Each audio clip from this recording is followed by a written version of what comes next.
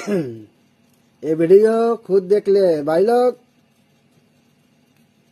দেশনেত্রী বেগম খালেদা জিয়া যদি কবর থেকে উঠে এসে আরেকবার দাঁড়াতে পারে, উনি এই ৭২-এর মুজিববাদী সংবিধানকে ছুড়ে মারবেন, সাথে সাথে তার কুলাঙ্গার পুত্র বাংলাদেশের মানুষের সাথে বেইমানি করা জনাব তারেক রহমানকেও ছুড়ে ফেলবেন। এই বাংলার জমিনে এই কুলাঙ্গারের বাচ্চা, এই বেজন্মার বাচ্চা, লাওয়ারিসের বাচ্চারা এখনো কেন ওপেন চলাফেরা করতে দেন?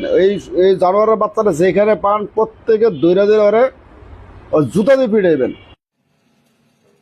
अबे टाकले, किसको मारना चाहता है रे तू?